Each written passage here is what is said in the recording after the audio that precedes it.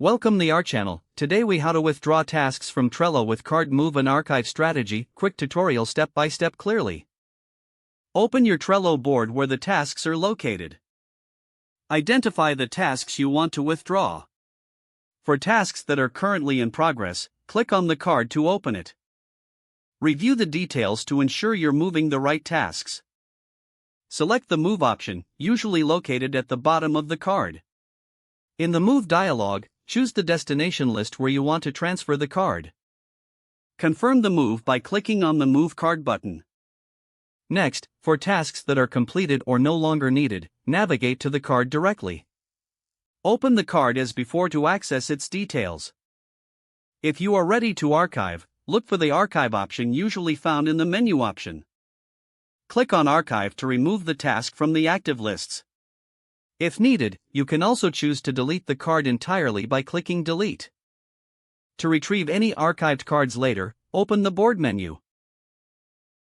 Select the Archived Cards option to view all archived tasks. From there, you can restore any card if needed by selecting Send to Board.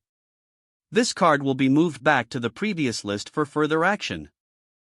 Utilizing these strategies will help you keep your Trello board organized and efficient. Regularly managing your tasks ensures that you stay on top of your projects. If the page does not load, refresh the browser or try again in a private or incognito window.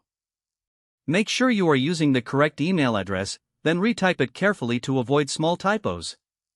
If your password is not accepted, use the Reset option and create a new strong password you can remember. Check your spam folder for verification or security emails, then complete any requested confirmation steps. Enable two-factor authentication if available to improve account security and reduce unauthorized access risk. After signing in, review your profile details so your contact information and settings are accurate and current.